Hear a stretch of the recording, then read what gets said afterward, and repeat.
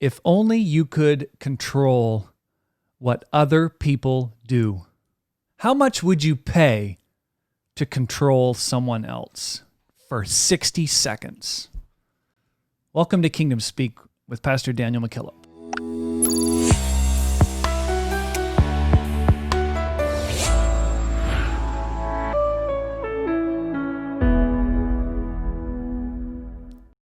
Today, we're talking to you, the people on the other side of this podcast. Welcome, Pastor McKillop. Welcome. So how much would you pay? I want to know how come you just limited it to 60 seconds. I want to know. I'm a control freak, and I would like to control you for 90 seconds. Why did you say 60? Or have you ever thought about, I wonder if, some uber successful person, if they could come into my life, what would they change? Like Steve Jobs, would I just have to start eating kale 24/7 and probably taking very bad chemicals into my body to get inspired like those guys do? The control of our lives is what we're talking about today on Kingdom Speak. You mentioned Steve Jobs. Yeah. It's been a number of years ago. It just, that brought it back to me. Mm-hmm. I was preaching for Brother Ken Bow, Mm-hmm. and he took me to this fine steakhouse. Mm-hmm. And it's noted in the Seattle area Mm-hmm. for being the go-to spot for steak. And so while we're there, Vegan steak? yeah, oh yes, plant-based meats. So while we're there, quit trying to control this narrative here. Let me do my thing. So while we're there, we're asked the waiter, who is the who's who that you've waited on? And he mentioned, last night, Bill Gates was in here. Whoa. And so he waited on him. And so out of curiosity, I asked him, so what would Bill Gates order in this fine establishment? To which he responded, he doesn't order anything. His wife orders it. Old Bill just gave over the controls. Yeah, he controls millions and billions of dollars worth of enterprises, and his wife runs the menu. He's probably so sick and tired of making decisions when he goes home at night. You know it. Just feed me. Just put something on the table. As we open up today, we should pause and say a big thank you to our Kingdom Speak audience. Sure, absolutely. So I wanted to give a shout out here. So for the month of June, I'm going to read out 5 states that are the most loyal. And we'll see. We'll read them out at the end of July, and we'll see what happens. Okay. So the month of June, top listenership in the United States goes to the state of California. Congratulations. Ba-doom-tsh. New York, Maine, Virginia, and Texas. Come on. So you know who you are. Thank you for your listenership. Oh, that's awesome, man. Very cool. Very cool. Awesome. New Brunswick, obviously, our home province. Second is Ontario, Nova Scotia, Quebec, and Alberta. How cool is this? That's neat. So, love the analytics. So we're growing. So thank you again. Great. Yes, thank you for joining us. Wherever you join us from, we might as well give a pull for subscribers right now. So wherever you're joining us from, do us a favor and subscribe if you haven't already. Click the bell on YouTube. And then the next thing, and we're working on this, we're going to be coming out with an announcement soon on a way for our listeners to engage more through an online forum about these episodes. It's going to be cool. Good stuff coming. Good stuff coming down the pipe. And we got some good guests lined up. Yes. Starting next week. That's right. We're about ready to... we're not going to tell you. Oh, if we told you... We are control freaks. That's right. So we're not going to tell you. So I've always thought about control freaks. I've met a few in my life, haven't you? Been exposed to the odd one, yes. And once you encounter a good one, and I mean not an average control freak, but somebody who goes above and beyond, it makes you more aware of, your own actions Yeah. to say, Yeah. oh man, just whatever. If they Yeah. want to do that, go ahead. Yeah. You know, have you ever heard of David Allen? He's No. he's an author, and he wrote a book, and it really kind of became a movement of sorts. You read books and stuff. Ones with pictures. You know, they get this cool thing out now where books can read to you. Oh. Yeah, try that. Might work for you. What does a book sound like? Yeah, Audible. It sounds audible. Hey, we should start that. Yeah. Be an That's a ingenious good idea. Stay tuned. So he wrote this book called Getting Things Done. Yeah, I have heard of the phrase. Okay. Yeah. And we should do it. We should have had a book here. I should have. Let's get him on the podcast. Yeah, okay. David, we know you're out there. Thank you for listening. Yes. It became known as the GTD movement. But I was listening to an interview by him a while back, and I want to leave a quote that he made that really impacted me. We live in a world that is addicted to control. Mm-hmm. They just try to control the wrong thing. Mm-hmm. Everyone else, everything else, but they never attempt to control themselves. Wow. That was kind of like the sledgehammer to the forehead moment. Mm-hmm. We are definitely in a society that is addicted to control. Yes, sir. I think he's rung the bell. And what year was this written? Well, that's a good question. It's a while ago. Been a while ago. It's been at least, I think the interview was at least 3 years ago. So, you know, we want to control everything. We want to micromanage everything. We want to control how fast. Oh, I shouldn't have thought of this. See, we want to control everything from how fast the lane moves at the fast food restaurant. Have you ever sat in a lane and wondered, this is false advertisement? There's no way this is fast food. Take the sign down. I got to give you one of my. So we have this thing. We don't have Chick-fil-A, at least in this part of Canada. Is Chick-fil-A in Canada at all? I think so. And Certain. maybe like Toronto. Yeah. They need to come to Plaster Rock. But come on, guys. We anyway, know you're listening. We know you're listening. Yeah. We do have these things called Tim Hortons, things of that nature. Mm-hmm. And so here is, has this ever happened to you? You pull up, you've got 3 other buddies with you in your car, or your wife, your family. You say, I'd like to have medium double, and you can hear them hitting the button, you know. Ding. You see it on the screen now. That pops up, and it is immediately followed by this very courteous, anything else? Before you have a chance to continue? Like, before I get to introduce the idea, I have my wife with me and my son with me. And so it's like every time you order something, it's anything else, anything else. They don't have the, you know, that courteous Chick-fil-A, we are here to serve you. My pleasure. It is my pleasure. Right. So I've dreamt of doing this. Someday, I'm going to take one of our church buses and fill it full of 40 or 50 people. And if I can find a Tim Hortons or a fast food establishment that I can navigate the drive-through, I'm going to wear out the anything else phrase. It's like, yes, we have 55 more people that we are. Anything else? But all of that comes back to, you know, we want to control every aspect of life, but it's always externally driven. Have you ever noticed that?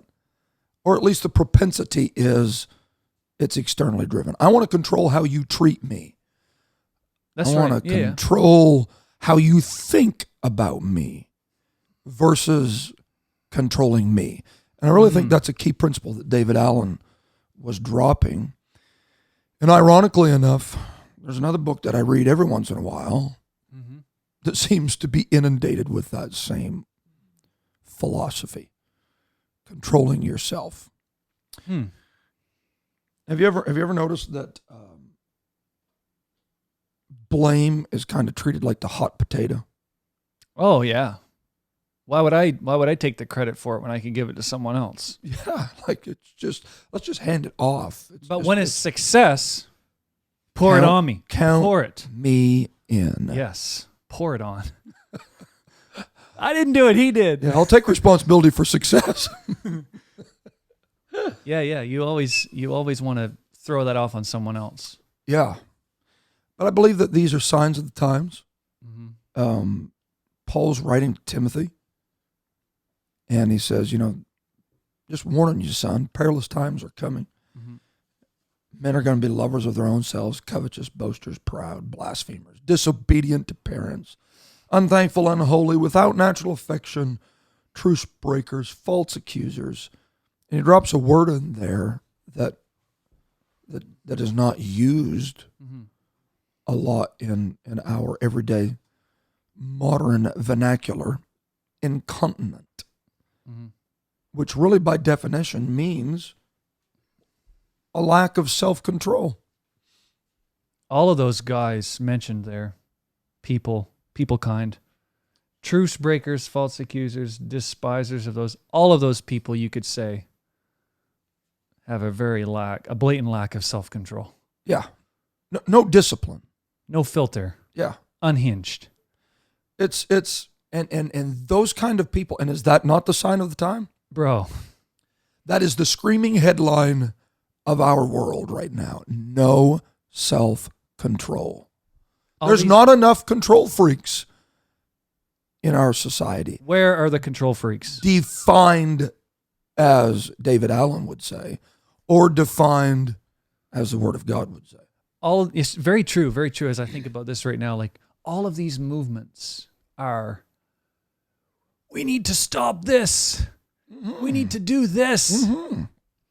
And instead of saying, hey, my name is John. I've been nasty to the guy at the drive-thru. Yeah. And I am pledging on my social media today that I am very sorry for that. And I'm not going to do that anymore. Bro, that would go so viral. Nobody would even watch that. No, that doesn't make any societal waves at all. But the impact would be astronomical if everybody, please do not choke at the oversimplification of the solution to fix the world right here. But if everybody would just control themselves, yeah, everything would be fixed. Think about it. Just like that. I know. The problem is that the moment that it dawns on them that they can't control external aspects of their life, it's like they shove the clutch on control in general. Mm-hmm. And they just don't want to control anything, namely themselves. So if I can't control every other aspect of my life, then why would I control myself? I become the classic example, the poster child for the adolescent temper tantrum in aisle 7 because I just can't get my caramel bar. Yeah. First world problems. If I can't control you, then I don't want to control me. So let me ask you this. Do you think Christians do a good job of controlling themselves, and should they be able to control themselves better? I think that's the root of being a disciple. Discipline is the root of discipleship. All right. That's cool. Yeah. So let's talk parenting right now. Mm-hmm. And it's a progressive thing. And I believe it is even in the walk as a child of God, as we go milk to meat, that when I have a child that's 2 years of age, I'm controlling him as a parent. Oh, yes, you're a I terrible am. person. Yes. Oh, my word. I can't believe you just said that. Yes. I'm very condescending. I'm a control freak. You make decisions for him? I do. Like, don't jump on my couch. Wow. Yeah. We may need to re-record this. Or here's one. Don't run out in front of that truck. Yeah, that's a bit extreme. Jumping on the couch is yeah. Yeah. Why am I doing that? I am doing that not because I am just trying to flex my muscles and I'm trying to exercise. No, it is for his well-being. And while he is maturing to the point that he develops the skill set Yep. that he can determine that road is a danger to me, Mm-hmm. then I have to control him. Stove hot. Yeah.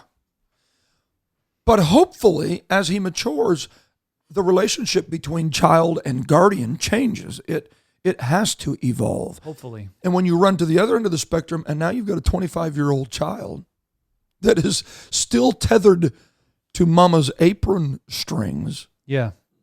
it's weird. Yeah, he's rotated the sun 25 years, but Yeah. he doesn't have 25 years of maturity. Yeah. Yeah. Right? Yeah. Yeah.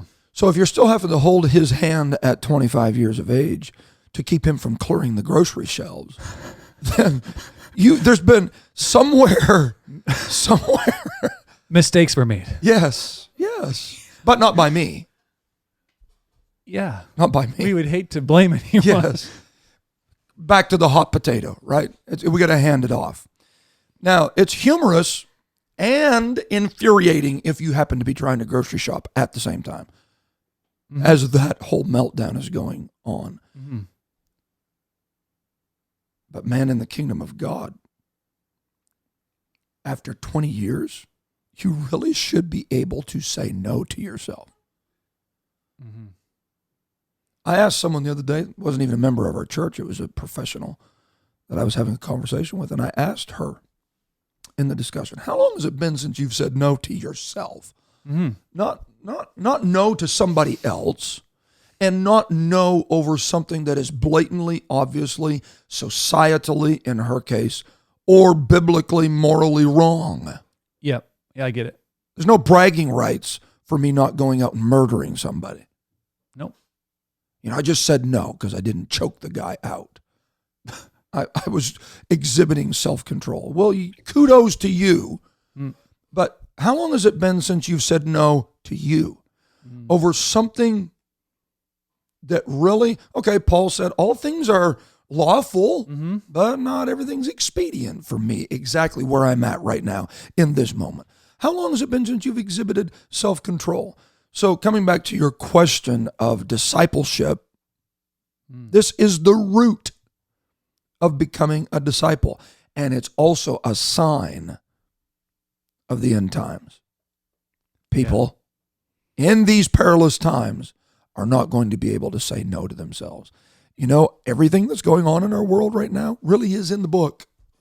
Yes, sir. It's an indicator. It's not just earthquakes that we need to be watching. And it's not just rumors of wars that we need to be watching. Mm-hmm. But the complete and abject absence of being able to control yourself is a sign of the time. Yeah, and we could do another entire episode, maybe like on protest and, social movements. And there's a place for people to speak out when there are injustices. However... Yeah, but just as a point of caution there, a lot of those are more rooted in constitutions than they are the Word of God. Yes, for sure. For sure. So what I'm getting at with this is because I disagree with what you did to producer Randy, can I go kick down the door at the local music store and get myself a new Gibson Les Paul guitar? Well, for sure you can. Well, because you mistreated Brother Randy. You know that's going to help you with your injustice. Oh, the salve in the wound of playing a brand new guitar, USA made. Yeah. Right? The Louis Vuitton handbag will help. Oh. There's just a soothing, calming effect. The smell of the French leather. Yes. Yes. Yes, absolutely. No, you know what? I'm not sure anybody's going to listen to this. No, but you know what I mean? That you did something and you had poor self-control, but now I'm going to lash out and do something in blatant lack of self. We digress, but you know what I mean. Absolutely. Okay. Proverbs says, he that will not rule Yeah. his own spirit, His own spirit is like a city that is broken down and without walls. You know, Interesting. a lot of times we emphasize that it has no walls, but it's broken down. The system, Destroyed. the infrastructure that makes the city function is broken down. Okay, there's no happy residents in a city that's broken down. So contentment is gone, and then it's defenseless. So a man that and boy, this is if every one of us are really honest with ourselves, we're all guilty of this. Oh, bro, you know it. We're all guilty of this. The moment that a man won't control himself, maybe I can say this way. The moment a man won't control himself is the moment that a man is easily controlled by everyone else. Yes, sir. And you will be controlled. Man, I don't want to be so easily controlled that a headline can mess up my day. A social media post can put me into a rant. Yeah. That affects my city. So every time I'm trying to raise my son, God's blessed me with an incredible son. Every time I'm trying to raise him to be disciplined, I'm literally handing him another brick to put a wall around the city, the boundaries of what will be his life, so that he can't be so easily controlled by everyone else. It takes self-control when the world is burning down around you for your city not to go up in smoke. That is an expression of self-control. Let me throw this out there just for your consideration. This is an example. Proverbs says it. The borrower is servant to the lender. Yeah. How much of this is going on in our world right now? The implications of this are far broader than the Royal Bank of Canada and lending rates. The borrower is servant to the lender. We have got a society that so readily picks up offenses. It borrows them from whoever callously and casually wants to hand them out. That's the cancel culture. It is. And so they become enslaved to the offender. Yep. Do you really want that? Yep. You just allowed yourself to be offended by someone you've never met, never shaken hands with them in the pre-COVID world, which that was permitted. You've never fist bumped, elbow bumped, Toe tapped. yeah. You've never done any of that with them, but you picked up an offense from them. Really? And your entire world is going up in smoke right now because you don't have the ability to control yourself. So you have become enslaved to the offender. Yeah, but Pastor McKellar, weren't we challenged to gird up the loins of everyone else's minds? For sure. And change what everyone else thought? For sure. That was Paul's quest. Yes. That was Paul's quest. He wrote to Corinthians, we don't walk in the flesh. We don't war after the flesh. The weapons of our warfare, this is great Friday night camp meeting preaching stuff. The weapons of our warfare are not carnal, but mighty through God to the pulling down of strongholds. Period. Stop, pause. That's where the letter ends. Musicians, let's go. There is no grammatical pause there. Yes. Now that Casting down imaginations and every high thing that exalteth itself against the knowledge of God, and bringing into captivity Wow. every thought to the obedience of Christ. And did you notice that? Every thought that exalteth itself. There are some things that'll enter your head that you had no control over. For sure, yes. Thoughts that you think about what you just saw, what you were just exposed to, what you just heard. Every thought that exalteth itself against the mind of Christ. Here's an important thing for the child of God to remember at this point, is that the adversary would like for you to feel guilty over what you're thinking. I thought you had the Holy Ghost. I thought you loved God. Why did you just think that? Why did that just enter your mind? Well, it could be because it just exalted itself. You cannot control whether you think it, but you control how you handle it. You are responsible for that. You are. So the moment that it enters your mind is not the moment that you incur guilt because it came in. Where you get guilt is if you don't control how long it stays, casting down imaginations. If you don't do it, you've got to bring it into captivity. You have to control it. So we need people that are control freaks. We've got to have people that control their mind. Control yourself. Yes.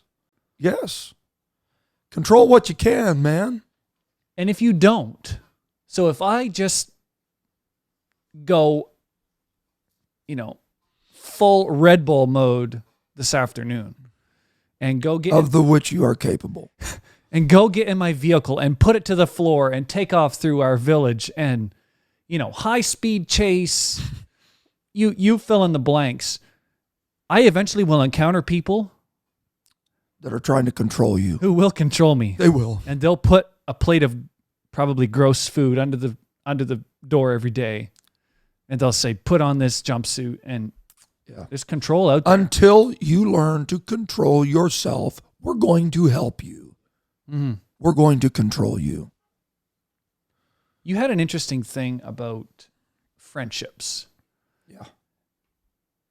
And how people say, well, how come I don't have any friends? Nobody likes me. Everyone else's fault. For sure. Here goes the hot potato blame game again. Yeah. If I want to have friends, there is this golden nugget in Scripture. You keep bringing up Scripture.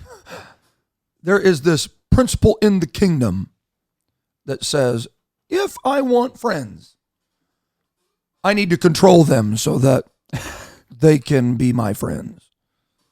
No, actually, I need to control me. A man that hath friends must show himself friendly. So it's the exact opposite of trying to hang out with people that you can manipulate into doing things, right? Everybody wants their little clique.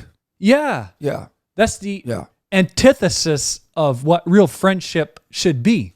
Well, and you see that in strong personalities. Yeah. You and see I that get there are leaders. There's a magnetism there, but oftentimes they are accused of being control freaks. Right. But some of that's just good leadership. That's right. There's personalities, there's hierarchies. Right. However, I think the most comfortable friendships are when you get around people that are controlling themselves. Right. And there is a symmetry to the relationship. Yeah. And I am going to make a decision to be friendly. Nobody wants a relationship with somebody else that has all kinds of red buttons in it. Oh, my word. And you are continually dancing and navigating through the topical jungle of the things you can say and can't say. People get weary of that kind of a relationship. And so they it's complicated. It is. So if you really can't control yourself, it's pretty difficult to have meaningful relationships. I'm sure you've noticed this. Have you ever noticed there are some people that can only have one friend?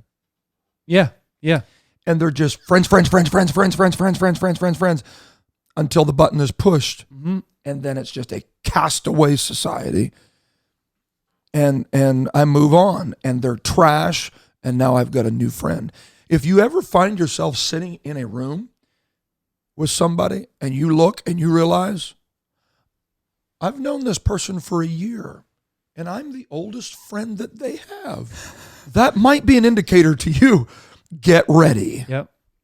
Get ready. I used to work with a guy in the music store, and he used this expression a lot. He said there are American Idol people.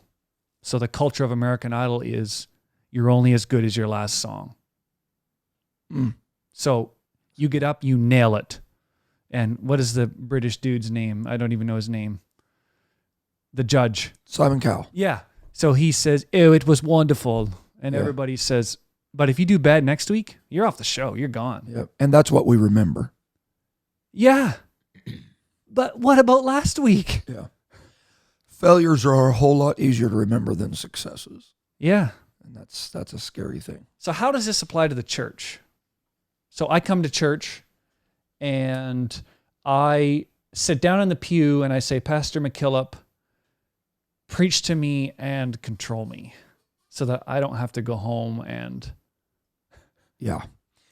You know, preachers are often accused of that, of being control freaks. Would you know anything about that? You're going to go down to that church Yes. where that preacher controls you. Give me your wallet.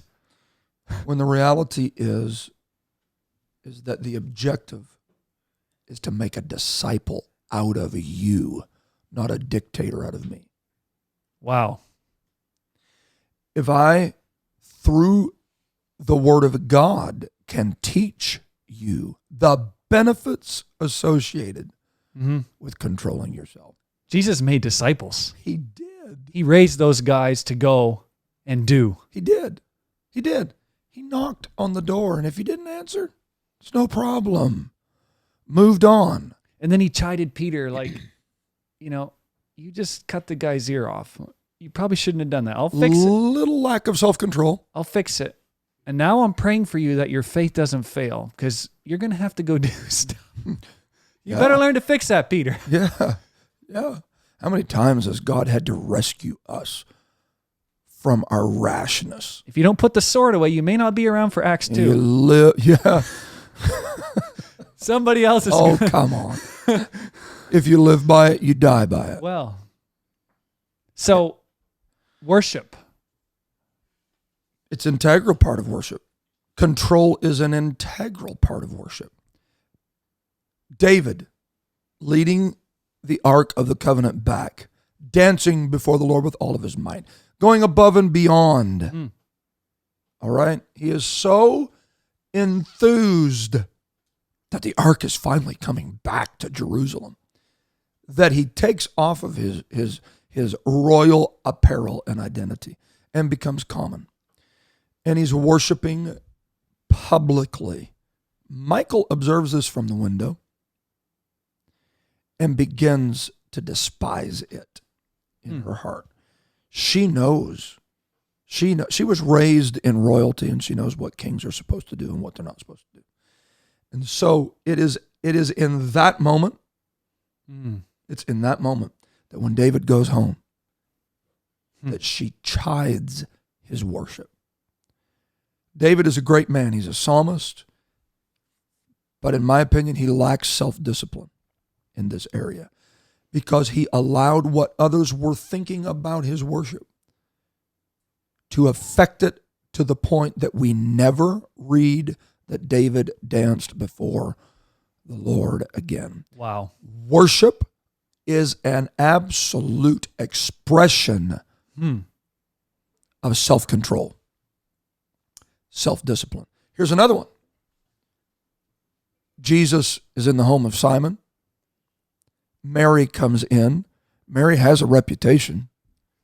And we all love, the alabaster box. We sing about it. Great song. Yeah. Yeah. But there's a whole component of this that in my opinion, supersedes the sacrificial component. Judas picked up on the sacrifice. Man, there's a year's worth of money wrapped up in this. It's a lot This of money. could have been sold and given to the poor, right?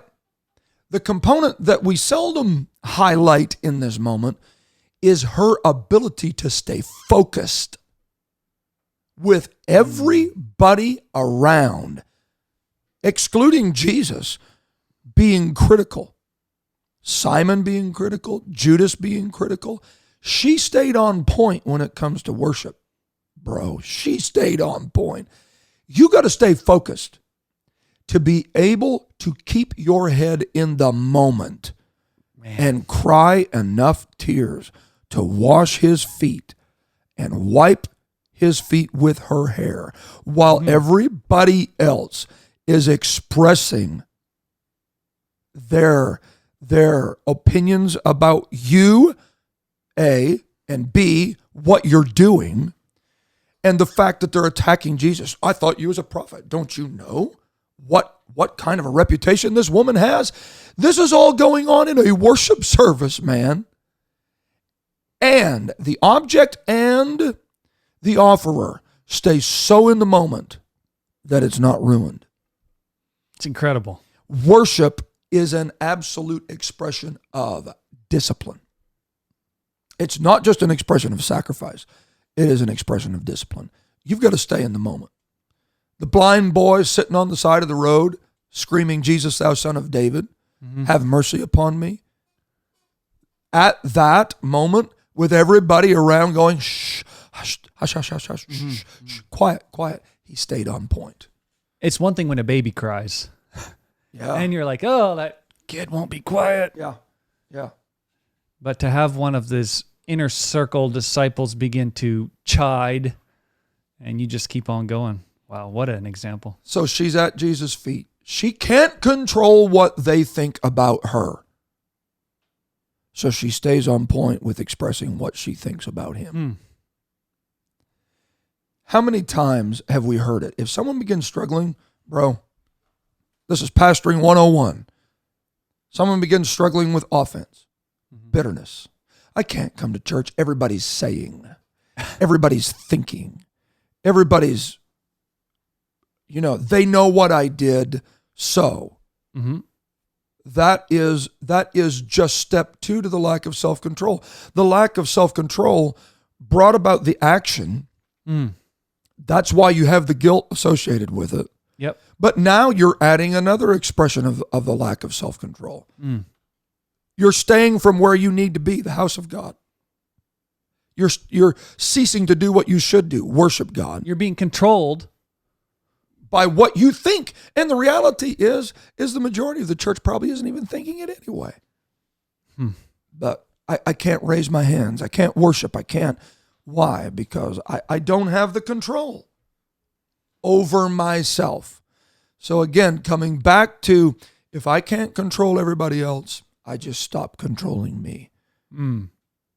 We need some control freaks. Control freaks.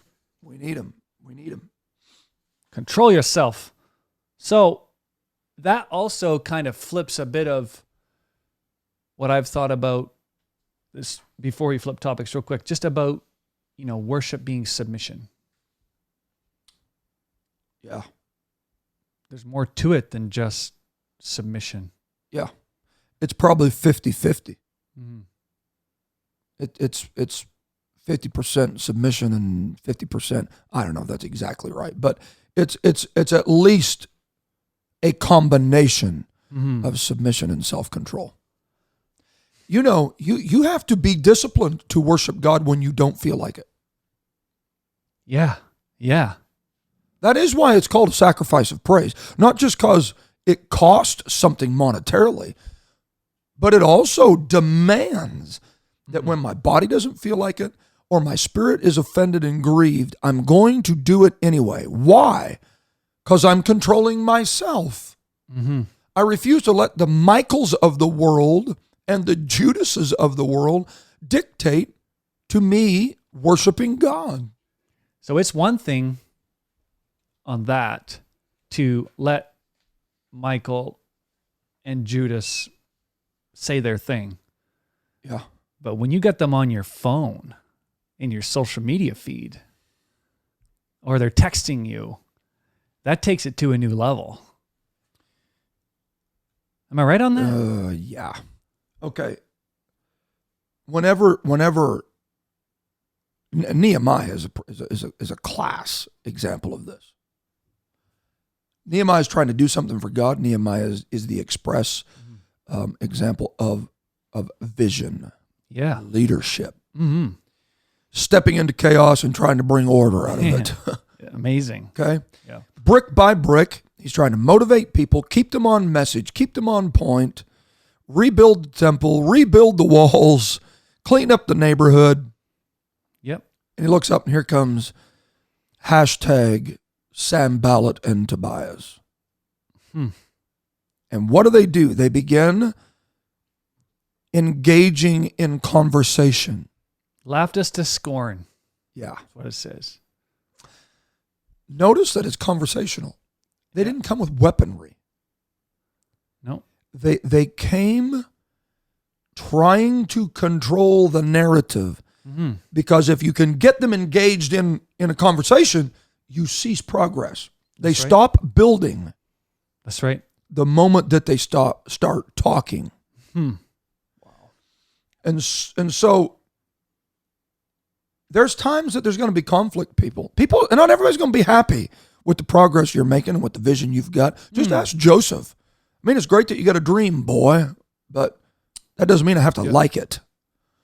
Yeah. So in those moments of conflict where you're trying to implement calling and what God has mandated for you, in those moments, you're going to experience those that want to get you off message. Even David, in his pursuit of establishing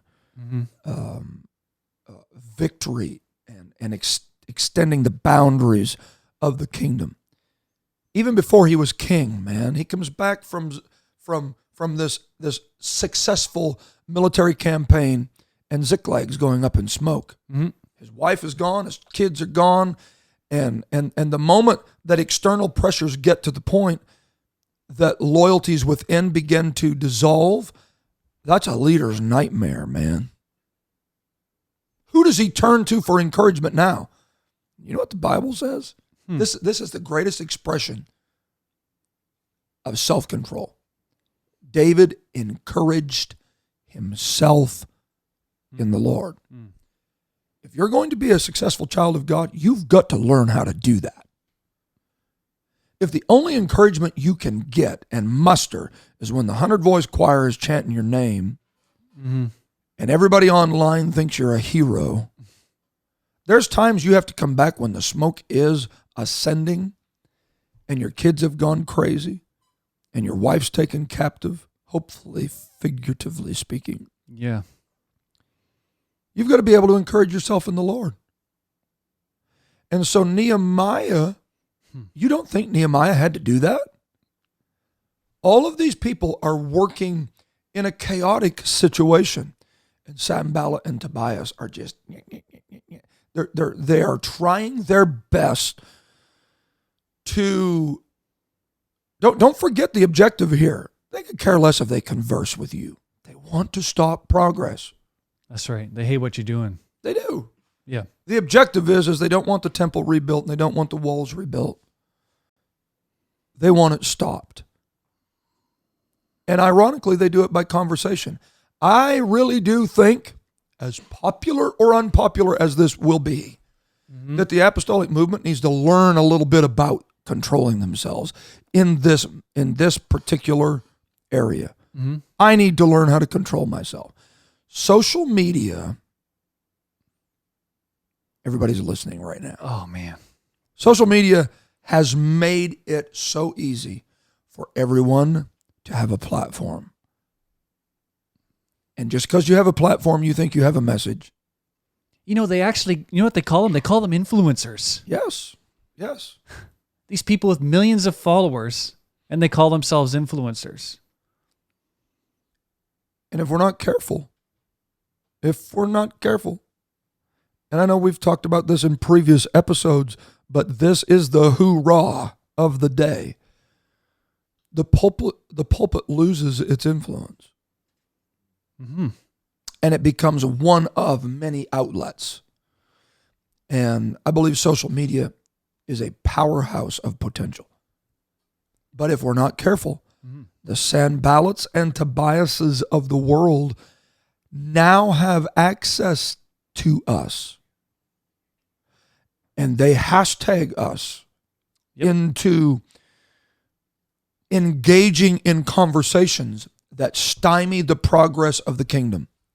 When you're doing that, you can't do something else. Right. You have to drop the trowel to type. You have to drop the trowel and the weapon to post. Stay focused. Stay disciplined. Stay on point. There's going to be times that the church is under attack, man. Mm-hmm. There's going to be times that the church it's feeling, it feels the oppressive heat of the heathen breathing down its neck because it wants to stymie. That's the spirit of the day. It wants to stymie the progress of the church. Mm.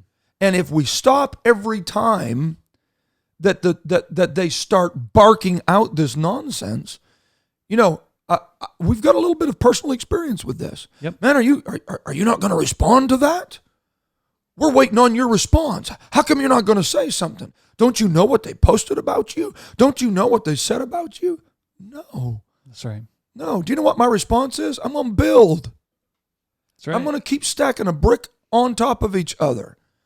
I refuse to engage with Sanballat and Tobias. And that's what Nehemiah exemplified in his leadership. What a principle of this moment, that I'm going to control myself. I can't waste all this time trying to control what you're saying about me. Mm-hmm. So I'm going to control what I'm saying back. I'm not going to engage in this. Seriously, we really do not need to respond to everything. You're not obligated? No, we're not. Some text messages aren't worthy of a response. There, be blessed. Somebody needed to hear that today. Receive it.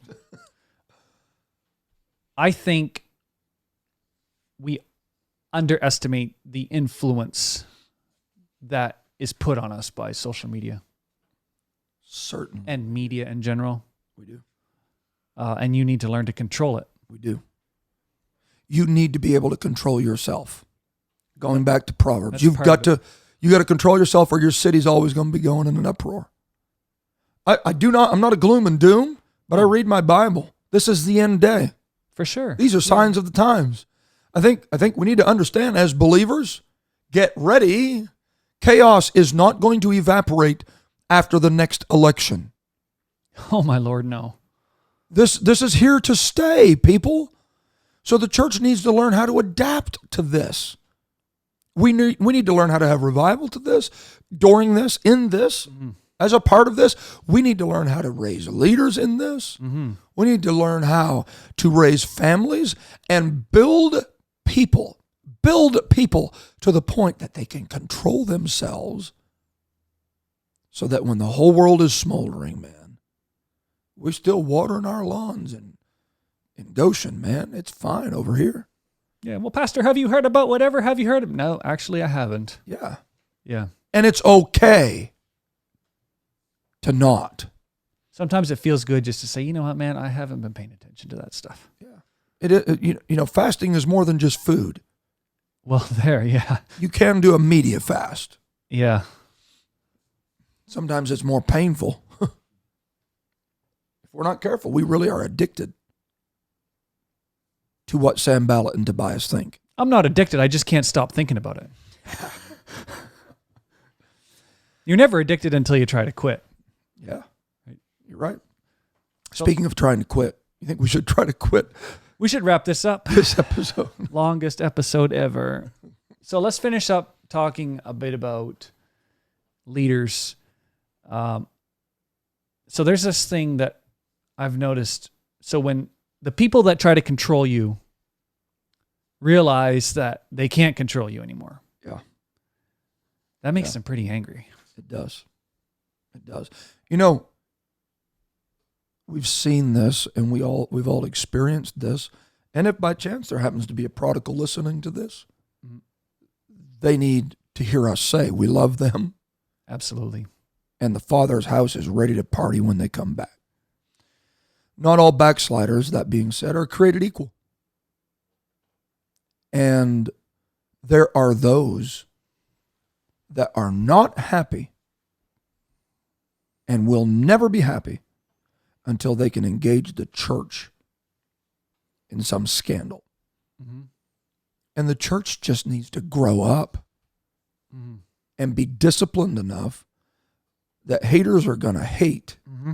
And we need to exemplify leadership at that moment that says, no, and really Christian leadership that says, I love you, but I'm not going to put my approval on this. And I don't have to. And one of the drums that will be beat by this sector centers exclusively around the relationship of a pastor with the church. Mm-hmm. That pastor's trying to control you. He's telling you what you can do and what you can't do. He's telling you how to dress. He's telling you where you can go. He's telling you what you can listen to and what you can't. And if we're not careful, this will affect the model of apostolic leadership.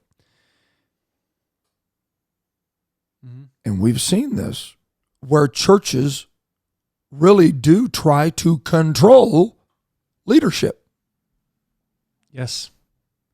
Instead of trying to control themselves, they want to control the Paul that God has put in their life.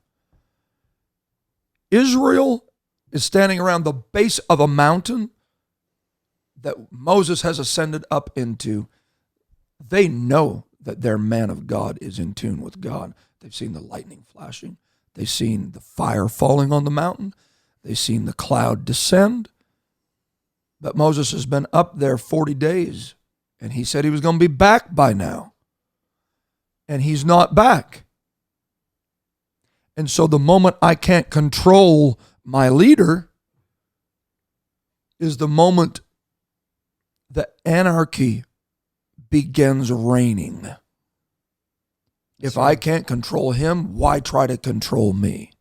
That's right. And so they quickly mold a golden calf, throw it together, and they begin worshiping in an idolatrous fashion a golden calf and saying, this is what brought us out of Egypt. How sacrilege, how idolatrous. All because we can't control Moses, then I don't have to control myself either. How many times are we just a few minutes away? Because it's a theological point that it was within, and nobody knows this conclusively, but it was arguably within just a few moments or hours of the 40-day window that Moses said he was going to be gone, that they started this process. We're not talking him being up there 80 days, 120 days. Yeah, somebody should go check on him. Yeah. Right? Yeah. But they used that. It appealed to the human nature. Well, if I can't control him, I don't have to control me. Instant gratification, it seems like. Yeah. And man, it's at those moments that we don't realize it. But I think we are on the precipice of losing or missing miraculous moments just because we have cashed in on our control. What would have happened if Israel would have maintained control at that moment? Moses wouldn't have smashed the Ten Commandments. Mm-hmm. We wouldn't have had the whole altercation that happened at the bottom with Aaron and crushing it and drinking it. And they lost a lot of value in that, eh? They did. Because they lost self-control. And I think the church needs to realize that, man, if God's people back then were that close to losing control, it needs to be in the forefront of our minds. we need to every day, our feet need to hit the floor, and we need to be saying, God, help me stay in control of me. And it's on both sides. Moses had to deal with his own control issues. He did. He did. And that's what holds it in polarity. Preachers need to be praying the same thing. Moses is not exempt. No. And Moses ends up failing. In fact, I think the bar is set higher because the people, very true. people Yes. ultimately got to go into the promised land, and Yes, Moses sir. didn't. That's wow. So yeah. his lack of self-control had him hitting rocks he was supposed to speak to. And he ends up Boy, he missed out. paying a penalty that kept him from the promise. How many times has self-control kept you from obtaining your promise? How many times has it kept me from obtaining my promise? Hey, I know we got to stop, but let me just give you this. Naaman, he comes to Israel as a leper, and he is wanting deliverance so bad. He is packed with gold and garments. He is not coming to freeload for anything, but he's got an expectation. And he pulls into the yard of the prophet, and he says, I want to speak to the preacher. I'm here to be healed. And the prophet sends out a servant and says, this is what you're supposed to do. Go to the Jordan and dip 7 times, and everything will be fine. And he loses control because it doesn't fit within the borders of his expectation. That's right. He goes into a rage. He was accustomed to being in control of everything. He was. And at this moment, he was expecting the prophet to come out, wave his hand over him, and the miracle happen. But because it didn't happen that way, he loses his self-control, goes into a rage, rips out of the yard, and somewhere, somehow, thankfully, somebody helps bring him back to a sense of equilibrium that says, man, really, is your miracle not worth any more to you than this? Maybe we should just try it. What do you say? Let's go dip 7 times in the Jordan and see what happens. How many times has the miracles and promises of God just slipped through our fingers because we're really not the control freaks we need to be? Moses isn't doing what we want him to do. The prophet isn't doing what we want him to do. And so we just ride out and we die of leprosy when we really could experience the miracle. So we really do need a resurgence of control freaks in this day and age. And I believe that with all of the chaos that's going on in the world around us, and with everything burning down around us, and the streets literally being looted around us, I think the church can continue to be the bastion of self-discipline that we need to be. No, you are not here to be dictated to by your pastor. You are here to control yourself. And if you can control yourself, only God knows the miracles that are awaiting you. Be a control freak.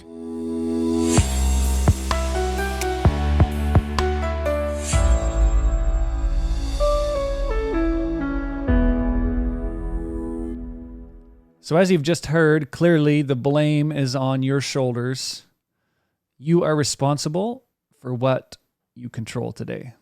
So I am going to now leave this episode and begin to introspectively look at my own life and try to begin controlling myself better, and I hope you will too. So thanks again for joining us on Kingdom Speak. Now let me control you for 30 seconds. Pick up your phone, subscribe to Kingdom Speak right now. Thank you very much. Now you can go back to controlling yourself. Wherever you have joined us from today, thank you again for being a part of the Kingdom Speak family. And be sure to tune in next week. We have another awesome episode with a very Don't- special. I almost said Don't it. tell them. Thanks again. We'll see you soon on Kingdom Speak with Pastor Daniel McKillop.